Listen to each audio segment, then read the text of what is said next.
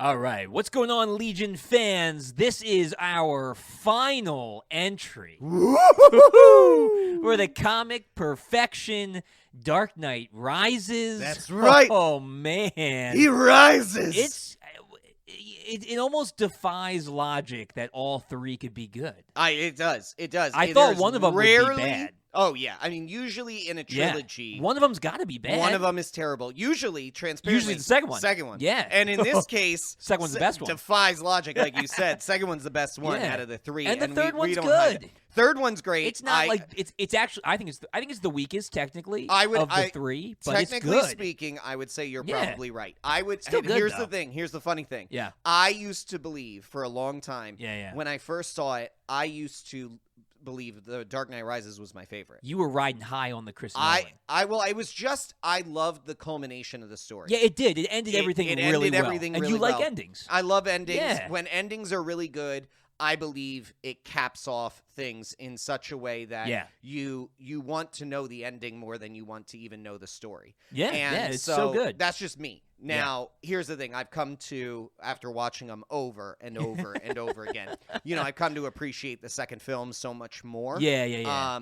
And just recognizing, like, the third story wasn't as tight as the first and the second. Yeah. But you really get to see. Hairs, though. This is the absolute epitome of a character arc. Oh, yeah. Origin. Yep. Greatest battle. Yep. And then culmination. Yeah. And that's amazing. You don't get that. And you actually get to see the full arc of the career of this superhero. Exactly. Like, you get to see his end, too. Where else do you see that? Well, the only place we've seen it is Iron Man. Sure. And that was over way more films. Yep. But it's Iron Man's the only other one, and I guess technically Captain America, because we got to see Old Man Steve at the end. Yeah, sure. Yeah, I would accept Cap. But the fact that he did it in 3 movies. He did it in 3. And did it well. Solo. I mean, you got to think about Cap and... They built off other people. Iron Man. They had all the other Avengers involved, which is great. I mean, don't get me wrong. Not taking anything away from that. No. But this was done years before that. Yeah. And it was done just with Batman. And, if no one else. If we're honest... If I'm honest, since I'm the Marvel fan, if I'm honest, I guarantee you Kevin Feige learned from Chris Nolan's trilogy. Oh, yeah. Because Chris Nolan's trilogy is what kicked off. Chris Nolan's trilogy and the X-Men films are what kicked off superhero movies to be what they are today. Yes. And Chris Nolan's trilogy is what redefined the fact, and we talked about this a little bit in the last one, that stories with comic book characters could be deep and moving and award-winning. Right. And he did it. I mean, it's incredible. Well, and if you look at this, we talked about X1, 2, 3. Right. The failure of 3 was it didn't culminate. Yeah, X1 and X2 did a great job, but they didn't close the story. Right. They didn't know how to wrap it up. They didn't know how to wrap up their characters, where the Batman... Origins, the Batman Begins, Batman, The Dark Knight, and The Dark Knight Rises, did that. A full story. Kevin Feige could see both of those and, like, the strengths and weaknesses of each and he learned before from it. launching, the MCU. Yeah, for sure. All right, man. Well, let's not waste any time. No, let's get right into it with our Carnage Report. All right, Carnage Report. Man, it did great. It repeated the success of The Dark Knight. Not quite, percentage-wise, not quite as much money, but still a monumental feat for a trilogy to have 2 movies that cross the billion mark. Yeah, That's incredible. And solo films cross the billion mark. I mean, there are not many character movies. There are not many superhero movies that on their own, the character was able to back-to-back cross the $1 billion mark. Yeah, the only, again... Endgame or Infinity War and Endgame did it, but they weren't but that was, solo. That was a culmination of that's all of the Avengers. Well, it was a culmination of the 10 years of Marvel films, resulting in that. So and I don't discredit that. No, not at all. This is a single superhero back-to-back films crossing the $1 billion mark. That is insanity. Super good. Yeah. So $250 million budget. A little bit bit more. Up that budget a little bit. Yeah, but that's okay. And we about saw $75 million more. We saw it. It was pretty much the plane scene. I mean, there was a lot. There was a lot. The plane scene and then the stadium explosion scene. Oh, yeah, when it all caves away. Yeah, when it completely caves away, which was amazing. I mean, like, all of that. I mean, Hines Ward probably commanded quite a bit of money, too. Yeah. Yeah, probably. He had to run away from an earthquake. It's true. And it looked, I mean, they did it was all practical. Holds up. So he was. Holds up. Everything in these films holds up. Oh, it man. does. Yeah, it does. For sure. It does. So $250 million, and they resulted in just over $1 billion. So great. I mean, really, knocked really it good. out of the park with both. You can't of ask for more. Yep. And then Rotten Tomatoes again, not quite as good as. Well, we talked it's gonna about. be hard. Yeah. That's hard to match a 94. Yeah. Like both scores hitting that. And you hit the nail on the head in that the story was good, but it wasn't quite as tight as there were a few holes. And you know what? Having the horrible passing of Heath Ledger did throw a wrench into Chris Nolan's film. He had to make adjustments. He originally was going to bring the Joker back to some degree. Yep. In the third film, we don't know exactly how much, whether he would have been the full big bad or whether he would have been, part of it. But regardless, it changed things. Yeah, it does. It does. Tomato meter for the critics gave it an 87, which is still fantastic. Still a high score. And the audience score was at a 90, which totally great. I can't argue with it. Great scores as well. And you and I had said if that's the weakest of a trilogy, that's amazing. Yeah, right, exactly. You take that every day and twice on Sunday. Exactly. You gotta love those scores. Yeah, he can't be mad at that. It kills me to say that there are holes in it. I'm being a Batman fan. I want to vehemently just no, it was perfect in all ways, shape, and forms. But there were a few things that we'll talk about. But otherwise, I mean, this is you watch this film. And it's hard. Oh yeah. It's hard not to do two things. Yeah. Okay. It's hard not to first immediately want to join Bane's crew. Okay. Like the song. It's because it's Tom Hardy. Yeah. Well, not just because of Tom. Yeah. So Tom Hardy's acting is absolutely amazing. We talk about the opening scene. Yeah. Actually, let's get into it. We'll get into it. Let's finish the Carnage Report. I'm too and then excited. We'll get into it. So I have a pattern of jumping in before we actually get through. Well, it's because, again, one, it's a Batman film. Sure. And two, we usually talk about how bad DC is. I know. I never get to do this. I don't blame you. And this is my last time that I'm going to get to do this. I'm like, well, we're not going to get many other comic book perfections. That's true. With DC. Yeah, I'm not going to get many more. Maybe the original couple Christopher Reeve Superman movies. I mean, they're great. For Vendetta. But that's only one movie. Well, yeah, it's true. That's a perfection. That is a perfection. My gosh. Come on. And Man of Steel, I think, would it's good enough to not be a correction. It's good enough to not be a correction, but it's not really good enough to be a perfection. Yeah, that's the true. problem. The only one that is for Vendetta. The only one that is Superman 2. Maybe Superman 2 with Zod. 2 and, with that Zod. Was great. Yes. Okay. So but I mean, we're reaching here. We're reaching. All right. So most of or the majority, I mean, all of the principal characters come back, right? Christian Bale comes back as Bruce Wayne, Gary Oldman as Commissioner Gordon, and then Morgan Freeman as Lucius Fox, Michael Caine as Alfred, and then we get some really great newcomers again. Anne Hathaway comes in as Selena Kyle. We get a love interest that can actually match Batman. And she was great. She was amazing. I really liked her. She was phenomenal. She matched. I mean, she's got the acting chops. We know she does. We got Maggie Gyllenhaal out. Yeah. We brought in Anne Hathaway. That is what I'm talking about. She also brought the physicality to the role. She did a really good job. But with the acting chops, I mean, she was great. She is a phenomenal actress, and she was not. You could see the struggle in that character. But Catwoman is not. Is an anti-hero. We've talked about this. She's not a flat character. Not a flat character in any way, shape, or form. And we got to see the depth that went with that. That's amazing. She was great. And then we have Joseph Gordon-Levitt coming in as Blake. Interesting. Yeah, he was an interesting addition. We weren't really sure what to make of him. We knew the name. It's like not a big really name. sure what to make of him. I know.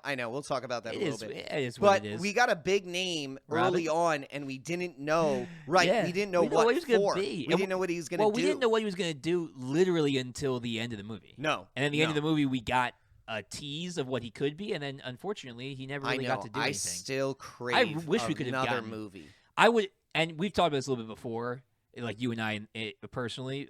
I would have rather seen him be a Nightwing than be a Batman. Sure. But it is what it is. He doesn't have the body to. Well, I mean, like, hey, we can say the same thing about Christian Bale. He doesn't have the body type to be Batman, but he's closer than Joseph Gordon-Levitt. Oh, he's much closer he's than more Joseph like a. But give Joseph Gordon-Levitt maybe some time. Let him bulk up. Have some protein shakes. I don't know. I think I'd just rather see him be a Nightwing. Anyway, you know what? Every single person that has donned that cowl, other than we've all said would be everyone terrible, has said would be terrible, except for George Clooney. Poor George and he Clooney. was the worst. He's the worst. You know, we're talking about Robert Pattinson. I mean, this man played a teen vampire for God knows how long. And he looks good. And now looks fantastic. He looks great. I mean, him beating people up. He's bigger than Levitt, though. Levitt's short. I know, but you get what I'm saying. At least he's tall. There's ways that they could play these characters, and you know what? They Maybe could just he plays CG different. him as Batman. They play him differently. Maybe they play him as a different Batman. I would a still love to see Batman. it. Scrawny Batman. Anyway, yeah.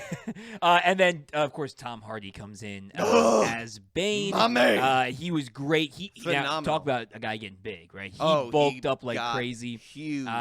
He even and their camera angles played him so much helped. larger. It was so great. He's talked in interviews since about how much his training actually hurt him physically. Like he went too far. He got too big. Yeah, he was like unhealthy in the way he got there. Yeah, I'm sure. I believe that 100%. Like I mean, you see Tom Hardy in some of his earlier he's films. Small. He's a skinny dude. Think about like the Star Trek movie where he played Picard's clone. Yeah, he was Captain he was John super Picard scrawny. of the USS Enterprise. He got big. He got real big for it. Huge. He went full in. And I always say her last name wrong, so forgive me, all the fans out there. Marion Cotillard. Anyway, that sounds right. She plays quote unquote Miranda, who ends up being revealed as Talia al Ghul. Which that'll play into We'll our talk verdict. about We'll how talk that about twist plays into some of the holes that we're concerned about here. Yeah, it's true. All right, well, that's our Carnage report. And overall, nope. Oh wait, source material. I always forget the source sir, material. Sorry. Sir, go ahead. So source material on this one, I'm going to dig in here. Yeah. So we've got two major source materials. Right. Okay, the first is Nightfall. We've been talking about Nightfall. Where's my Azrael at? I know. And that's actually side blades. Come on, Harry. Somebody should have been pulled in there as Azrael while Batman was away. Yeah. There was your opportunity for Blake to actually be somebody else. I don't want him to be Azrael. Well, maybe not. But my point is, we missed that opportunity. Yeah, we did. Yeah. However, Bane comes in, breaks the bat. He is then put into the pit, into his prison. Bane's tunnel system, so cool. I mean, Bane, that set. That was something that was actually underplayed here. Yeah, is Bane's intelligence. Right. Bane is highly intelligent, almost as intelligent as Bruce Wayne. Was born in the dark. Yeah. Oh my God. Oh man. The scene where he breaks him. Oh, he came ready and prepared. So cool, man. Yeah. So, oh man, Nightfall is a big part of it. Great. The other big part that wraps it up, though, is The Dark Knight Returns, which we talked about. Is Old Man Batman that's my favorite out of all Batman comics. Is my favorite comic. To get to see that come to life on screen, is phenomenal. But it's the story of Batman has been away. Right. He has been gone. He has been gone for a period of time. He is now older. He comes back. Yep. And he has to battle the younger, stronger criminal to be able to reestablish himself in Gotham as the protector of Gotham. Yeah, short spurts of incredible physical beat 'em ups. Yeah, that's all he can do. We get it wasn't even that. It was like this idea that he has to operate in a way he's never operated before. Yeah. You know, he has to work with others in a way he's never worked with them before. He has to rely on. I just think of Lego Batman, right? Right. Why is there only one seat? Last I checked, I only had one butt. Right? Yeah. Like that's who he is. I mean, that's a comical phrase. You know, can't that's play what Batman things. is. He doesn't like to. And that's the difference between between The Dark Knight and The Dark Knight Rises. Is he played everything close to the chest in The Dark Knight. The Dark Knight. Yeah. In The Dark Knight Rises, he can play nothing close to the chest. He's got to let everybody He has help. to actually go. He has to trust in a way. he hasn't done before. You look at the relationship between him and Selena, and the way he has to trust her. You know, especially at the end, he has to do that. There isn't a way for him to succeed without others in this one. Well, you know what? I would trust anyone who can run and fight in those heels too. I mean, that's like ridiculous as well. I mean, that was insanity. Talk about impractical costumes. That was an impractical costume. But I did like how the goggles made the cat goggles ears, right? were Flip great. them up. Everything else was straight up for guys, and that was just 100%. like. Yeah, come on at now. least, Come on, let's. They tried to make the heels practical because she like used them to pinning hands, which against was walls. cool. Was cool, super flexible, but totally impractical. Completely impractical. Yeah. That's one thing that. Well, I mean, all superhero movies fail at that, but I feel like Marvel's done pretty good at making their women like tough and not just eye candy. You know, that's why I said they fail. They've gotten better in later films. Yeah. Earlier films. Do you Dora remember? Milaje? Yeah, Dora Milaje. But like Black Canary in Iron Man 2. Black Widow. Black Canary's your side. Yeah. Awesome. Black Widow. You're on a DC kick. Yeah, I'm on a DC kick. Yeah, that's true. Black Widow in Iron Man 2 was the worst. Yeah, that was real bad. In the only defense is she was playing that character to get close to Tony Stark because she knew that's what he liked. Except for there were things like her changing in the back seat of the car that didn't need to be shown on screen. Didn't need to happen. Didn't need to happen. Well, so we're getting way off task. All right. We're getting way off track. Let's get to our actual perfection. That's right. Let's do it.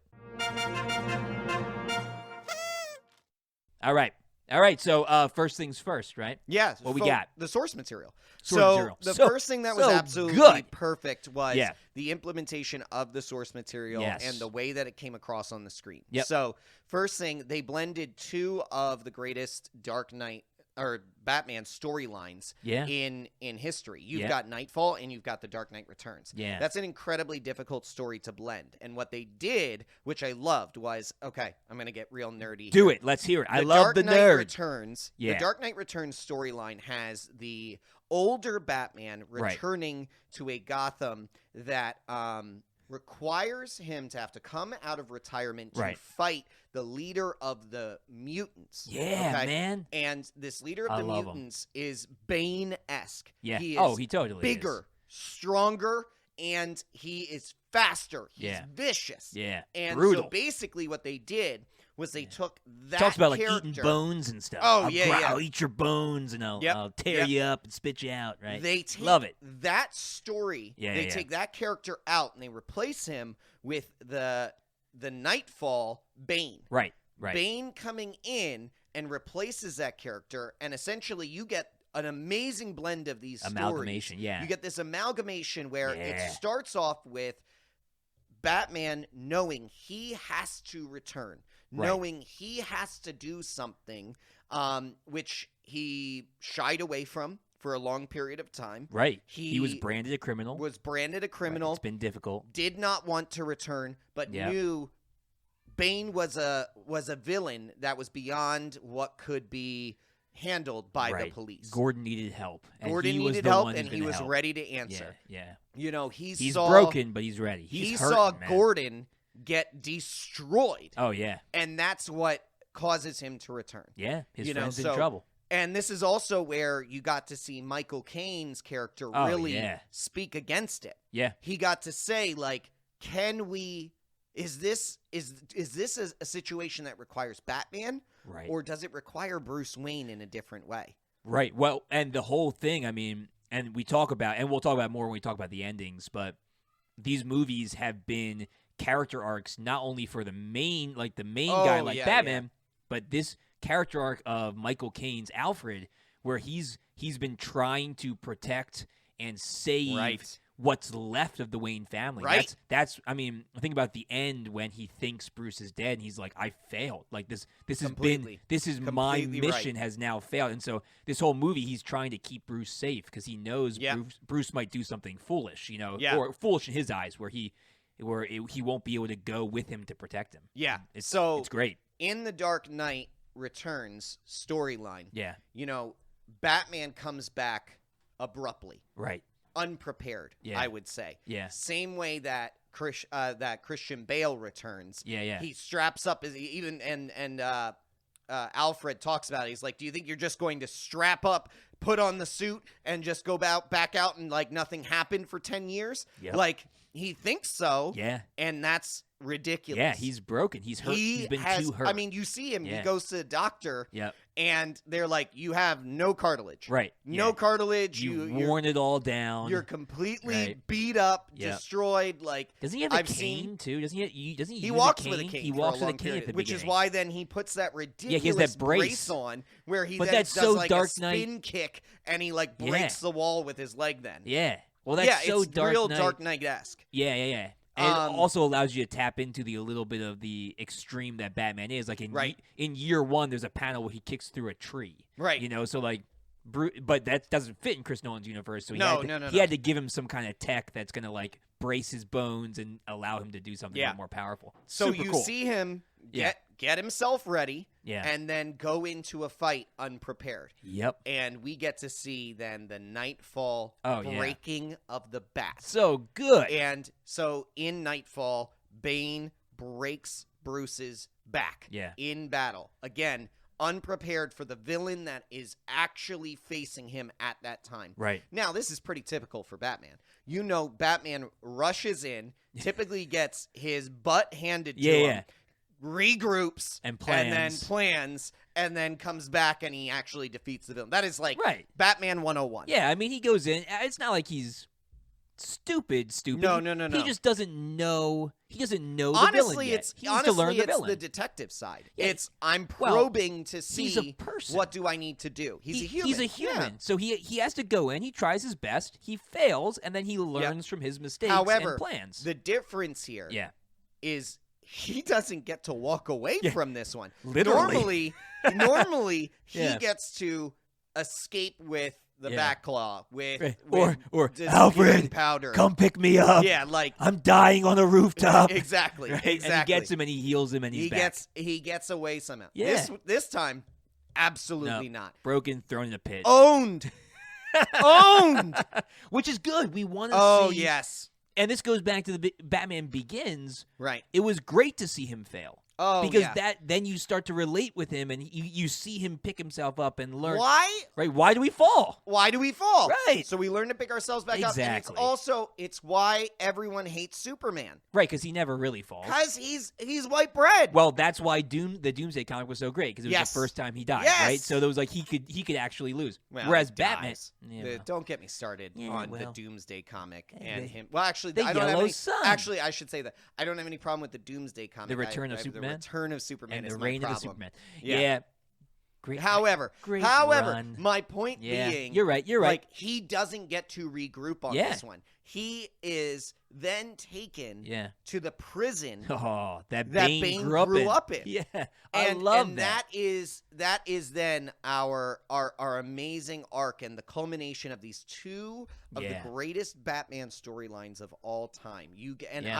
I'm amazed at the way that they blended them together so well, because normally when you take two storylines that are this beloved, like and you don't do them exactly, you don't do them the way that they should, or if you try and mix too many together, then they get messed up. Well, but they didn't. But you know what? It's here's the reason why, and it's the same reason why Infinity War worked, because Infinity War the movie was not like a perfect retelling of the comics. It can't be. Right? It can't be.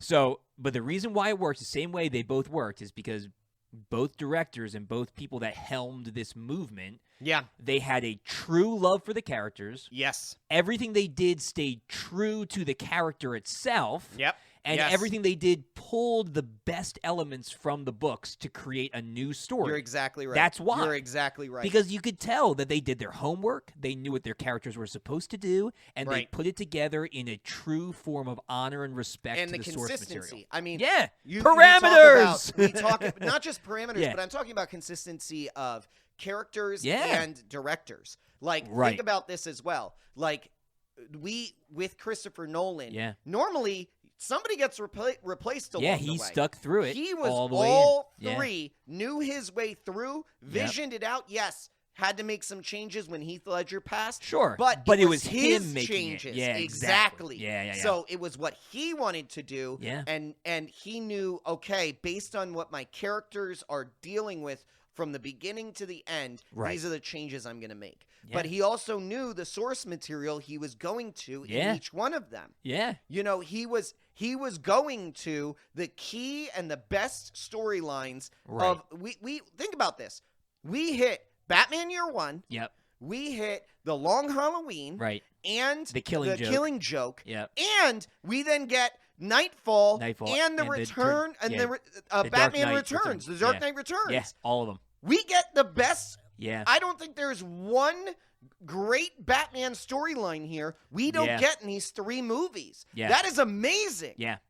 Yeah, it's fantastic. Yeah, you can't beat that. Can't. Yeah. So going off of Chris Nolan taking inspiration and the true essence of the characters, sure, he took it to a whole other level. This is our second point, in that he not only developed the people in this trilogy, but he literally took the city of Gotham and made it like an organic creature that had a character arc, that had a development. Gotham is a character in it's incredible. In this movie. And in this movie in particular, we above see the other 3, but we get a character arc of Gotham over years. Oh yeah, well we see the festering Gotham at the beginning in Batman Begins, and then we see the embattled, the embattled and the crime-ridden where Batman starts to start cleaning it up, and the White Knight comes in, starts cleaning it up. Exactly. And then we see it get taken over once again in the criminal underworld, just to kind of grow and fester and become this. I would actually push on that. Yeah. I would say dystopian. Sure. It's a dystopian Gotham in the Dark Knight Rises. Yeah. And then the evil creeps over. So it's dystopian because they built this new Gotham. Right, it seems like lies. It's good. Yeah. It seems like it's perfect. Yeah, they're holding parties. Yeah. You're right. Yeah, you're right. I mean, Catwoman even alludes to it. Yeah. She says, "How long do you think you all can do this?" Right. You know, she names that for Bruce that a it's storm a is coming. Yeah, it's a facade. It's a facade. It won't last. Yeah, that's true. And then we see the explosion of the criminal underworld. Yeah, and it's just, man, it's great. I mean, it's with Bane's whole. This is almost a battleground. Oh yeah. Batman, we're talking about the criminal underworld has taken over. Yeah, and people, innocent people, are stuck. Yeah, in the midst of all of this. Well, if you think about it, it's what Raish was saying. Yeah, is starting to happen. Right. Sure. And that ties into why Talia is there. But like, sure. Raish said that it would eventually, eat itself out from the inside. Yeah. And that the evil would come in and tear it apart. And and Bane and his radical followers is doing exactly that. Yeah, and creating opportunity for the people to do that to themselves. Right, exactly. They're giving into it. Yeah. Yeah, and so I mean, I like the wraparound with that story, like in that arc and that idea, but it shows like what Gotham it goes to that one point where Raish alludes to the fact that Batman hasn't won. He's just been on borrowed time. Right. He's just postponed the inevitable. Yeah. And, what's great is Batman continually shows, like, good will rise within the people of Gotham. It goes back to one of your favorite lines from the second Dark Knight, movie. Yeah, that Harvey said, right? It's always darkest just before the dawn. Yeah. So even though it looks like things are getting taken over, good will triumph. Yeah, and we get to see that then. We get to see that in the culmination in the final fight. Right. Like, on the city steps or whatever. Steps of Gotham. So great. Yeah, I mean, it is phenomenal. What a great sweeping battle. It's like it's like the closest we're going to get to a Lord of the Rings battle inside Gotham City. Oh yeah. Everybody's just on those steps fighting, and they tearing swing each other in. Apart. And Batman, comes face to face with Bane, and it's like, the only, and I've told you before, the only thing that would have made it better is if they would have like had Bane juice up at the end and get even bigger, and been like this bulky, been away. big. Well, I think that, and also like I think they could have brought in other superheroes. Like that is the one thing that I think I really would have liked. As Battlegrounds or Battle for the Cowl, like when Gotham in both of those is descended into chaos, and the villains are really trying to take over. Right. Help comes in the form of other heroes. They step up in other ways. But Nolan's universe, I think he very much wanted to keep it just Batman. Sure, but that's where I think we could have talked about like an Azrael. Azrael could have come in at that point. You could have had Azrael and Catwoman. Like that would have been fine. That would have been enough. Or even just Blake becoming an unhinged Batman, or doing something like that, or a Nightwing. We're doing these storylines and we're doing them without a couple of characters that we would have really liked to have seen more. Sure. I'm just dying for an Azrael storyline. I'm just dying for it. They could do it, man. Now, especially now with HBO Max, allowing them to kind of run rampant and do what they want in the DC universe, and kind of allowing them to do a little more mature movies, even though they could do it in the past. I feel like they've always kind of shied away because they want to compete with Marvel. But man, they could do an Azrael miniseries on HBO Max. Sure. Dude, that'd be so good. Hour 45, no problem. Yeah, easy. But in seriousness, so when we go back to Gotham, we see more of Gotham than we've ever seen before. So we get to see the sports stadium. We get to see the Gotham. What's the name? The Knights? I feel like it's the Knights. I think it's the Gotham Knights. I can't remember. But so we get to see something. their football team. Yeah, but we get to see the entire stadium filled because they're a city. They're a huge city. It's not just Wayne Manor and the Gotham PD. Right. Which is usually all what we see. Really get to see. And then a warehouse. We get to see the streets of Gotham. We get to see where people. We get to see City Hall. We get to see all of these other places and the interactions around them. We get to see some of the sky rises and where people are living. Right. We get to see people tear each other apart in and across this city and the impact that it then has. We get to see, I believe it's City Hall, where Scarecrow has set up shop as judge, jury, and executioner. Where he's on the horse.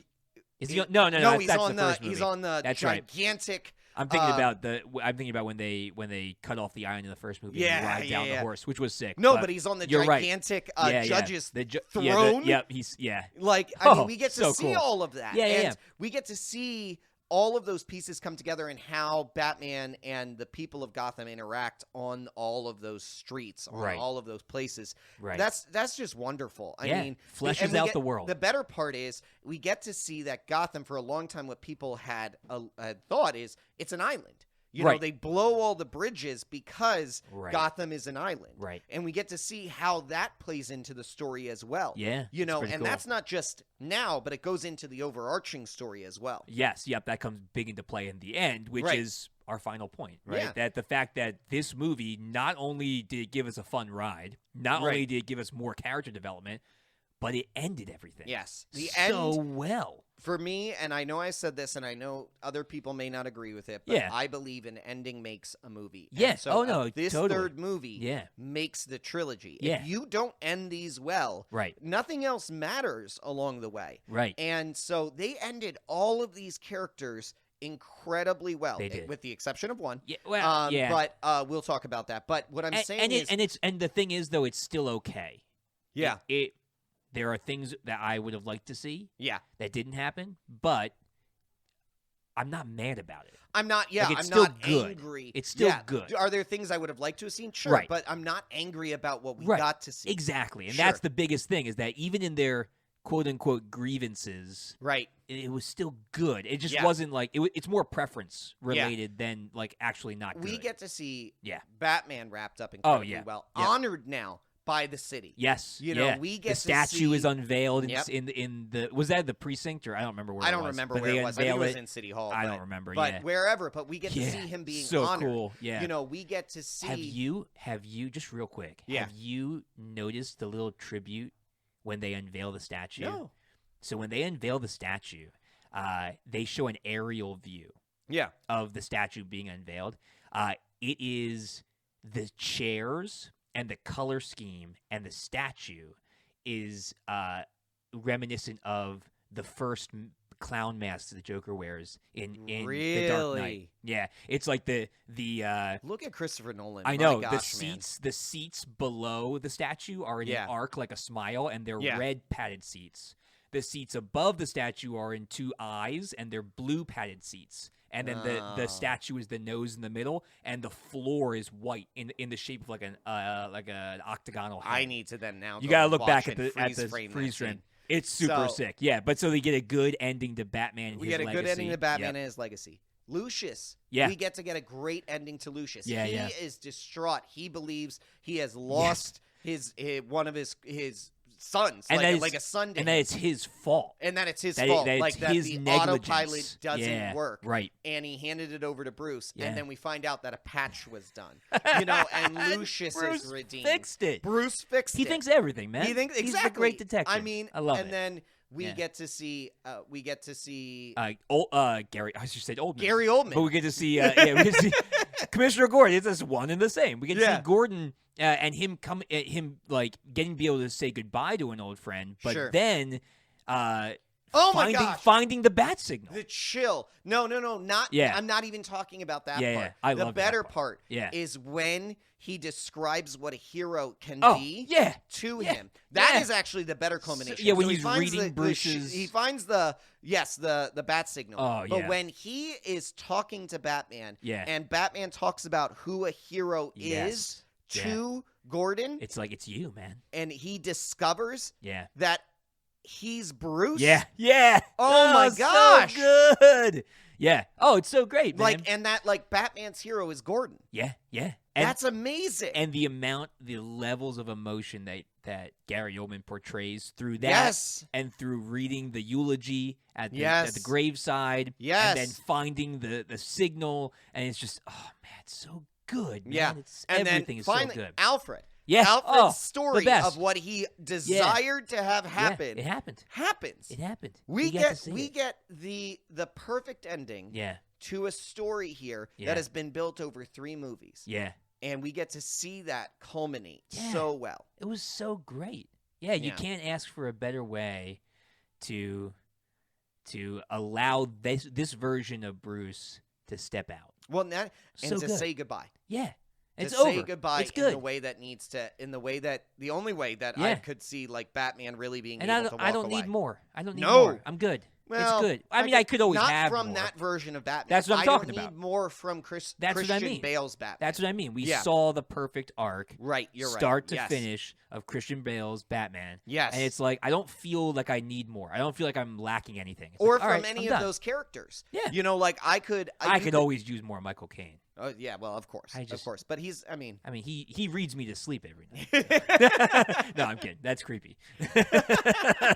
Pay Michael Caine to come into my house and read to me. That's even creepier. I was thinking like audiobooks, but oh, my bad. You're like, wait, you don't pay Michael Caine to come and read to you? I mean, I don't either, but I don't do that. No, so anyway, so but good. the one that does not work. Well, let's let that be the kickoff for our verdict. Yes. All right, yes, so let's get into our verdict. All right. All right, so verdict. I mean, you've already heard for the past 40 minutes or so that we've been talking that the verdict is it's a fantastic film. Right. This is an it's amazing culmination to 3 movies that are fantastic. Yeah, we can't be mad at Chris Nolan.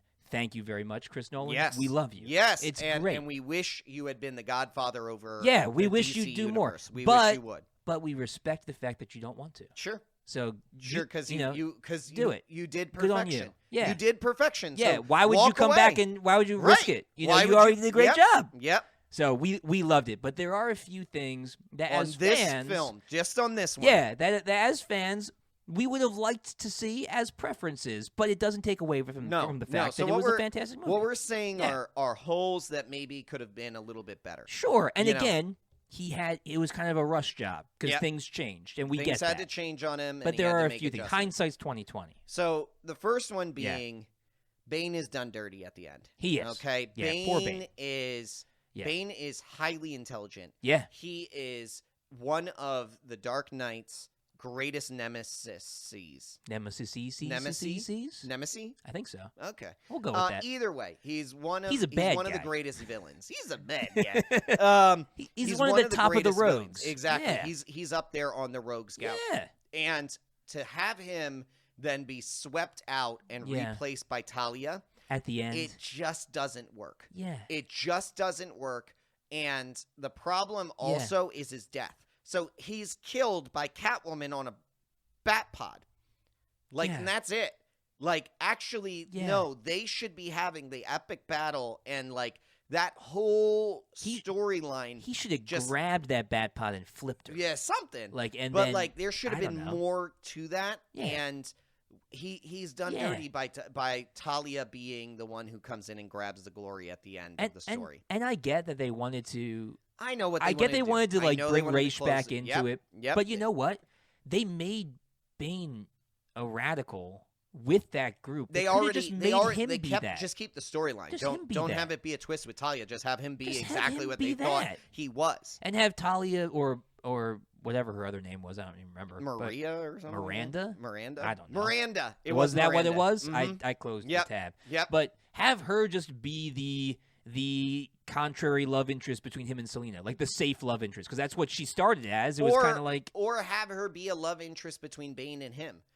It could, I guess, or playing him. It doesn't. Sure. She was playing him, but doesn't need to be the person who's bigger than Bane. Right. He should have found out and killed her. Right. And then been the big bad. Because Sure. he should have been the big bad. He was the big bad. He broke the bat. Right. Yeah. So poor Bane. We're sorry, Bane. You were great, Tom Hardy. And we would have liked to have seen him actually. So Tom Hardy was huge. Yeah. We would have liked to have seen him that a little bit scene, bigger. Get real jacked up in that last scene. And no, Tom Hardy, not you get actually bigger. Do something. It's a little CG. Or even a prosthetic or something. Prosthetics, bodysuit, something like that. Yeah. Yeah, we're not promoting unhealthy body changes. But we do want to see Bane be Bane. Right. And Bane's not just a big guy. He's a big guy. Yeah, he uses performance-enhancing toxins. Right. Right? Yeah. I don't know. So there was a little bit in Bane where we could have seen better. Yeah. And then the other thing is Batman's recovery time. I know he's Batman. He's Batman. And but he's already old. He's already old. Well, he's already injured. And I don't even care about that. And I told you this the other day. I don't even care about that. It's more the fact that Chris Nolan spent 2.5 movies making us believe he was so realistic. So realistic. Everything about Batman was this guy is just a regular dude. He's so grounded, this could actually happen. And then he gets paralyzed, broken spinal cord, and then he gets healed. He's in there for 5 months, which is a pretty good amount of time. But he's not just healing in a really great hospital. Right. He's not in Wakanda. Yeah. He's trying to climb out of the pit, and he's falling and re-breaking his back. He's healed with ropes. Ropes tie around him, and they pull. And it's I'm better. It's no, come on. No, I know. I'm with you on that. And here's the thing. If you're casually watching this movie, you will miss that completely. And you're fine with it. And I was, I will admit, I was very upset.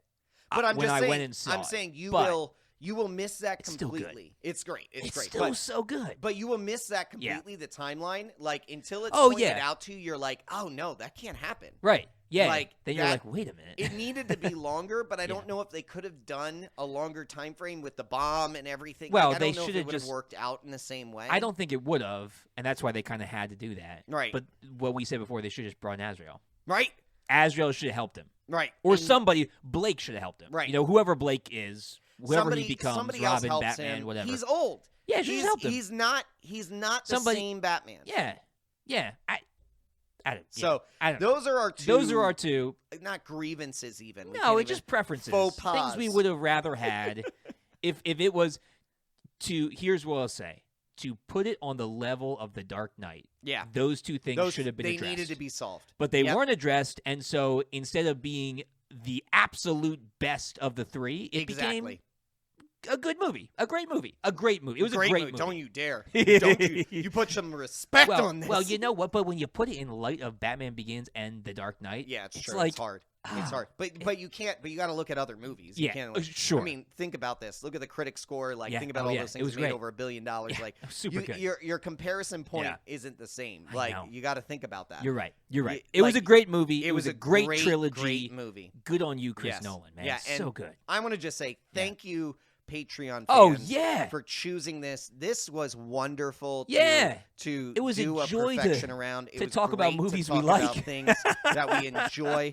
Outside of the nitty-gritty details we have to get into with some of these corrections. We have to. You know, if you're not on Patreon, join it so that you get to be involved in the voting and some of our creative approach to some of these films that we love talking about or that we hate talking about. That's right. Well, hey, and you know what? After these 3 perfections, I feel good enough to correct something again. I know. I'm ready to correct stuff. again. We got some stuff working. Do it. It's coming. Thanks for listening to the Legion of Comic Correction. Don't forget to check out our other episodes streaming everywhere you listen to podcasts. We're also on the major social platforms like Twitter, Facebook, and Instagram. Just search Legion of Comic Correction. That's right. And make sure to check out our Patreon for exclusive supporter specials at patreon.com/Legion of CC. New episodes come out every Monday. And Wednesdays. No, just Mondays. And Wednesdays? I don't think we can do Wednesdays. We can do Wednesdays. All right, Mondays and Wednesdays. We'll see you guys next week. Same time, same place, same Legion.